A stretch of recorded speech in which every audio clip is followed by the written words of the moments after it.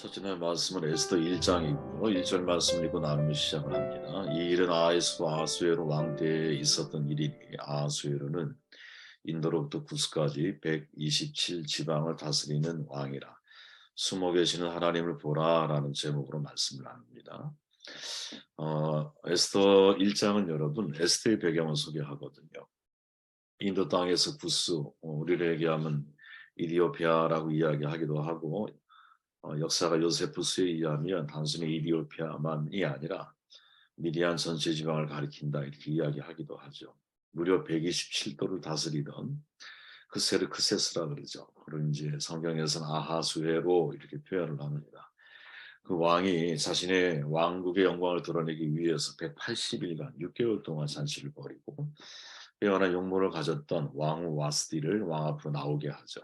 근데 와스디가 왕의 명령을 거절하면서 왕의 마음이 분개합니다. 신하들에게 조언을 구하죠. 그 신하들은 더 나은 왕을 뽑는 조서를 통해서 새로운 왕으로 선출할 것을 제안을 해요. 아하수에르는 그대로 진행을 하죠. 그러면서 나중에 에스더가 왕후로 선택되게 된 바로 그 배경을 1장에서 소개해주고 있죠. 1장 전체도 물론 그렇지만 에스더 전체를 통해서 우리가 주목해야 할 초점이 뭘까? 그거는 배후에 보이지 않지만 보이지 않는 하나님의 섭리가 있다라는 것이죠. 하나님은 숨어 계시지만 은밀한 가운데 일을 행하시는 분이다라는 사실. 이것이 우리의 일상 가운데 직접적으로 체험해야 할 중요한 경험이라는 사실을 사실은 에스더 전체를 통해서 우리에게 메시지로 증거하고 있죠. 보이지 않지만 하나님은 현존하신다. 여러분 이런 믿음이 있으십니까? 여러분 이런 믿음이 있으시길 바라요. 하나님은 영이시잖아요. 우리의 손이 미치지 않는 곳에서 하나님의 역사는 지속되고 있다는 사실을 우리가 믿기 시작할 때 기도의 동기부여 또 기도의 활력이 생기는 것이죠. 에스더는 성경 전체에서 가장 특이한 책이거든요. 왜? 하나님의 주권과 구원 사역을 다루는 성경에서 유일하게 하나님에 대한 언급 자체가 전혀 없습니다. 야훼란 말이 등장하지도 않고 하나님이란 말도 등장하지가 않아요. 에스더 기자는 하나님을 언급하기는커녕 종교적인 언급으로 오히려 피하는 것과 같은 서술 방식을 취하고 있거든요. 그래서 과연 에스더를 정경에 포함시킬 수 있는가 이게 역사적으로도 오랜 논란거리였거든요. 정경에 포함된 에스더를 이해하기 위해서 많은 성경에서 무리한 해석을 했죠. 각 문장의 첫 글자를 따서 야훼라고 하는 단어를 조합하는 등 이제 어떻게든 이것이 정경성의 적합성을 얻기 위해서 노력을 많이 했었어요. 근데 사실은 그렇게 접근할 책이 아니라는 거죠. 특별한 하나님에 대한 언급이 없는 책을 우리가 어떻게 신학적으로 이해를 해야 하는가? 과연 현대를 사는 그리스도인들에게 있어 어떤 신앙적인 통찰을 줄 수 있을까? 오랜 세월 많은 학자들이 사실은 당혹스러워했던 부분이고 그것은 지금도 우리에게 마찬가지라는 거죠. 그런데 저는 정반대로 바로 그러한 여호와에 대한 하나님에 대한 언급이 없다라는 것 자체가 우리가 일상의 삶을 살아가면서 하나님을 말할 수 없잖아요. 하지만 우리의 삶 속에는 하나님의 숨결이 같이 호흡하고 있다라는 것을 우리에게 중요한 메시지로 전하고 있는 것이 아닐까 하는 생각을 해보는 것이죠. 에스더의 또 다른 특징이 뭐냐? 약속의 땅인 이스라엘이 아니라 이스라엘의 백성의 실패, 또 좌절이 드리워져 있던 이방 제국 바사 페르시아에서 사건이 벌어지고 있다라는 거죠. 거대한 제국에서 소수 민족에 불과한 유대인들, 제국과 법, 문화를 따라 살아갑니다. 그러나 유대인으로서 최소한의 정체성을 유지하려고 하는 시도조차 사실은 가로막히고 있는 상황이 바로 이 에스더의 배경이죠. 우리를 이야기하면 물질주의의 엄청난 힘, 그죠? 하나님의 소리는 잘 들리지 않는 세상, 말 그대로 하나님의 백성의 정체성을 드러내고 사는 것이 이러한 제국주의 사회에서는 얼마나 어려운 일이냐. 그런 점에서 이 에스더서가 우리에게 전하는 의미는 매우 중요한 거죠. 매우 중요한 것이죠. 세상이라고 하는 거대한 장벽이 우리 신앙인의 정체성을 위협할 때 우리는 어떤 선택을 할 것이냐. 여러분 세상에 살아가는 건 만만치 않잖아요. 그죠? 주변을 돌아봐도 세상에 살아가는 게 정말 만만치 않아요.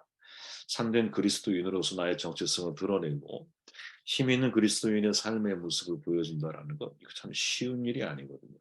세상은 엄청난 물량주의를 가지고 있고 물질주의를 가지고 있고 그리스도인의 소리가 잘 들리지 않을 만큼의 견고함을 가지고 있거든요.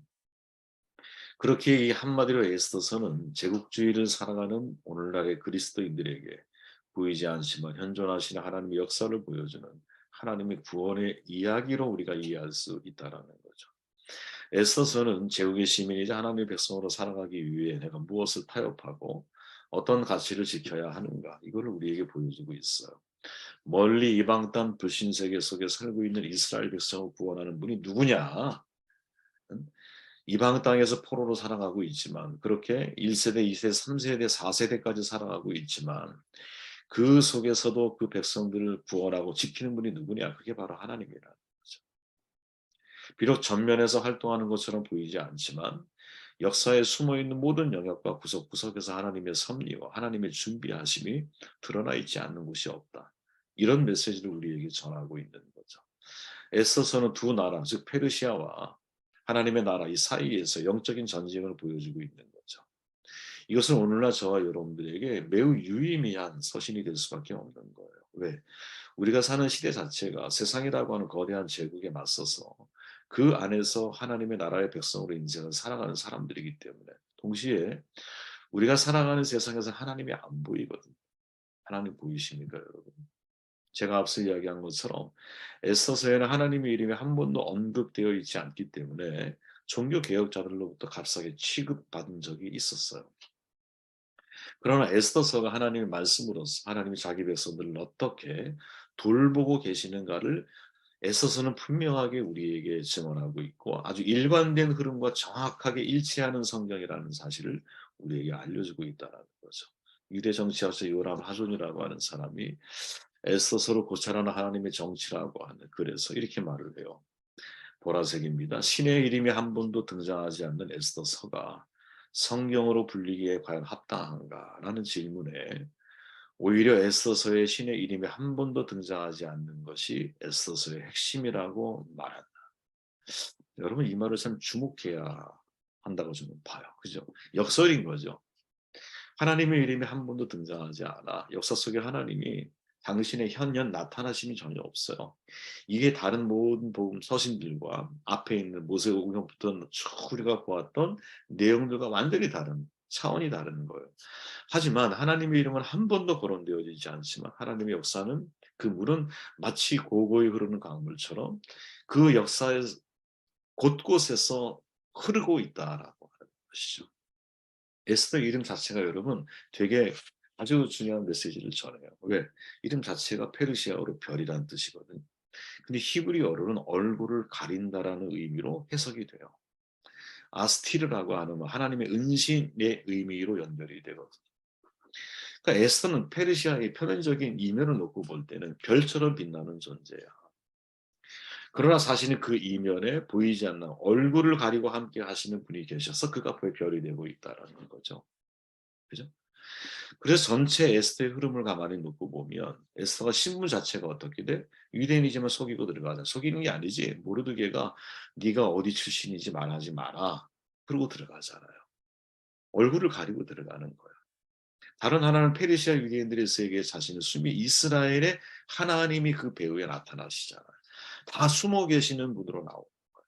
에스더도 숨어서 들어가고 또 하나님의 역사 또한 그 페르시아의 역사 속에서 눈에 보이는 가시적인 역사로 나타나지 않지만 사람들의 감정이나 또 사람들의 어떤 권력에 대한 남용과 욕구나 이런 모든 것들 속에 그 이면에 하나님이 함께 하셔서 당신의 백성들을 이 구원의 길로 인도해 가시는데 이 자체가 너무나 놀라운 거라는 거죠. 이게 하나님이 오늘날 우리 시대에 우리의 삶 가운데 역사하시는 하나님과 같다라는 거죠. 그렇기에 에스더서를 통해서 주목해야 할 우리의 초점 마지막 끝날 때까지 여러분들이 노력해야 할 게 뭐냐면 눈에 보이는 사건 속에서 숨어 계시는 하나님의 모습이 뭐냐 이걸 찾으라는 거죠. 이해되십니까? 눈에 보이는 역사 속에서 숨어 계시는 하나님의 손길이 뭐냐. 우리가 그것을 이해하고 그것을 찾을 때 에스더서는 지금까지 읽었던 그저 모르드게 또 에스더를 통해 죽으면 죽으리라라고 하는 결단한 한 여인의 아름다운 모습 이것만이 아니라 그 이면 속에 숨겨져 있는 하나님의 역사가 어떻게 에스더를 통해 모르드게를 통해서 멸절당할 수밖에 없었던 유다인을 다시 구원의 자리에 세우고 계시는가. 그 숨어있는 하나님을 볼 수 있는 기회가 에스더서를 통해서 저 여러분들에게 눈이 열리는 축복이 있으면 좋겠다는 생각이 들어요. 그래도 1장 내용을 좀 우리가 다뤄봐야겠죠. 1장 19절 20절 말씀을 보니 왕이 만일 좋게 여기실진데 와스디가 다시는 왕 앞에 오지 못하게 하는 조서를 내리되 바사와 메대의 법률에 기록하여 변개함이 없게 하고 그 왕후의 자리를 그보다 나은 사람에게 주소서. 왕의 조서가 이 광대한 전국에 반포되면 귀천을 막론하고 모든 여인들이 그들의 남편을 존경하리라 하니라. 때는 아하수에로 3년이거든요. 아까 말했지만 127도를 다스리는 엄청난 제국의 왕이에요. 그때 수산궁은 겨울궁이어서 겨울에 머무는 궁이라는 거예요. 왕은 자신의 제국과 영광을 드러내기 위해서 방백들, 신복들을 위한 잔치를 무려 180일. 말이 그렇죠, 여러분. 잔치를 6개월 동안 하는 게 어디 있어요, 그렇죠? 180일을 베풀고 또 수산에 있는 백성들을 위해 7일간의 잔치를 또 베풀었어요. 잔치가 막 무르익고 절정을 하게 달려갈 때 이제 왕후가 너무 아름다움을 가지고 아주 빼어난 아름다움, 미모를 가지고 있는 여인이었던 것 같아요. 그 아름다움을 사람들에게 부하들에게 자랑하고 싶잖아. 그래서 왕 와스디를 불렀어요. 근데 그 명령을 거부하지. 이유가 기록되어 있지 않아. 그런데 이 사건은 여러분 전체적인 에스테의 중요한 변곡점을 만들어주는 사건인 거죠. 왜? 중동에서는 여러분 남성 중심 전통에 비춰놓고 볼 때 왕후 와스디가 아무리 빼어난 미모를 가지고 있어도 왕의 명령을 거부하는 것은 용납할 수 없는 사건이었거든요. 이것이 잘못 확대되면 여기 표현에 이제 성경에 20절에 나오듯이 모든 여인들이 그들의 남편을 존경하리이다. 뒤집어 말하면 모든 여인들이 와스드려 말미암아 중동의 지금까지의 남성 중심의 전통이 다 깨어질 수밖에 없는 상황 가운데 놓인 거예요. 그러니까 왕도 화가 났지만 여기에 대해 조언을 구했을 때 신하들이 폐위시켜야 한다고 말을 하는 거죠. 쉽게 말하면. 물론 폐위라고 하는 단어는 안 나와요. 왕 앞에 나오지 못하게 만들었을 뿐이야. 근데 이거를 폐위라고 우리는 표현할 수 있는 거지. 그죠? 그리고 이것을 통해서 제국의 기강을 바로 잡아야 한다라고 하는 제안이 벌어지고 있는 거죠. 왜 성경이 유대인의 역사와 무관한 페르시아 제국의 이 역사 이야기를 이토록 상세하게 기록을 하고 있는 거냐. 이거는 너무 간단한 거죠. 여러분, 아브라함이 여러분, 하나님을 떠나라 하되 떠났잖아요. 근데 아브라함이 그때 이해했던 하나님은 어떤 하나님이었냐면 지역신이었죠. 지역신. 지역신. 하나님은 그 지역에 국한된 분이야. 그런데 다른 나라 왕에게 내가 잡혀가 자기 아내를 이제 누이라고 속이면서 큰 위기 가운데 직면하잖아요. 그때마다 하나님이 나타나셔서 아브라함을 도우시죠. 그죠? 그리고 그 사건을 계기로 해서 아브라함이 깨달은 게 있죠. 그게 뭐예요? 하나님은 절대로 지역신이 아니라는 열방의 하나님이신 거예요. 우주를 다스리시는 하나님이신 거예요.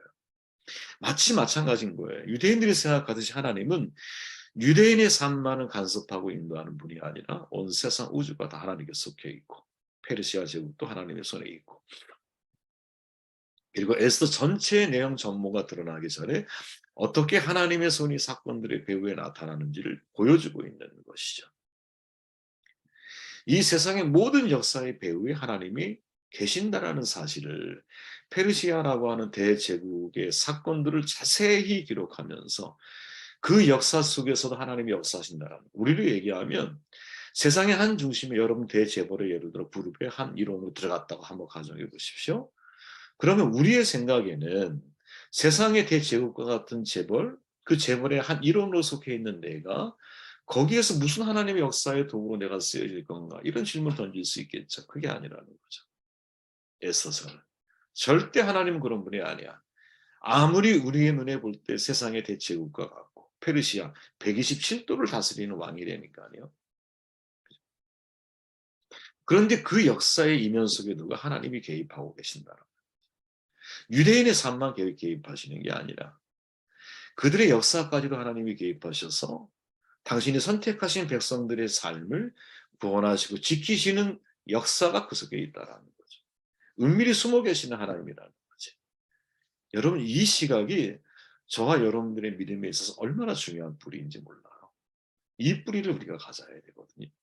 신약에서 여러분 예수님이 당시 중요하게 여겼던 유대인들이 중요하게 여겼던 영성이 세 가지인데 구제하는 거, 기도하는 거, 금식하는 거죠. 이 세 가지를 예수님이 그대로 설명하면서 후렴처럼 반복한 한 문장이 있어요. 그게 뭐예요? 숨어서 보시는 하나님이죠. 구제할 때, 기도할 때, 금식할 때 은밀하게 해라. 18절에 이렇게 말하죠. 이는 금식한 자로 사람에게 보이지 않고 오직 은밀한 중에 계신 내 아버지께 보이게 하려 함이라. 은밀한 중에 보시는 내 아버지께서 갚으시리라. 아멘. 유진 피터슨 목사님 소천하셨죠. 메시지 성경에서 이것을 이렇게 번역을 해요. 참 좋은 표현이라고 저는 보는데 막 뒤에서 일하시는 하나님. 이렇게 번역을 해요. 멋진 표현 아닙니까?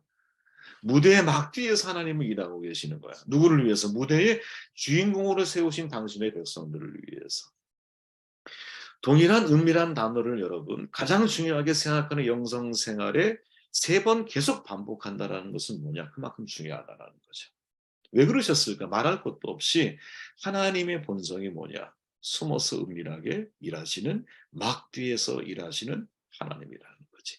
이런 하나님의 본성과 하나님의 활동 양식을 우리가 알지 못하면 영적 생활에 성공하기가 어려운 거거든요. 내 개인의 영적 부도, 구제, 기도, 또 금식, 이 개인의 영성 생활도 성공하기가 쉽지가 않지만 내가 속해 있는 역사 속에서 영적인 그리스도인의 경건함을 내가 유지하고 어떤 자리에서도 어떤 제국 앞에서도 어떤 물질주의 앞에서도 그죠?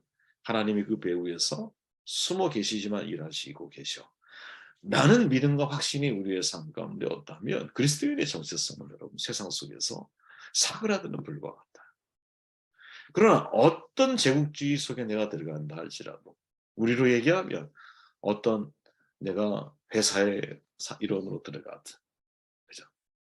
어떤 사업의 터전으로 내가 들어가든 그 배후에 숨어서 막 뒤에서 일하고 계시는 하나님의 은밀한 역사가 있다는 사실을 믿는다면 이 믿음이 우리로 하여금 믿음을 경험하는 자리로 이끌어 가게 되는 중요한 동력이 아닐까라는 생각을 하게 됩니다.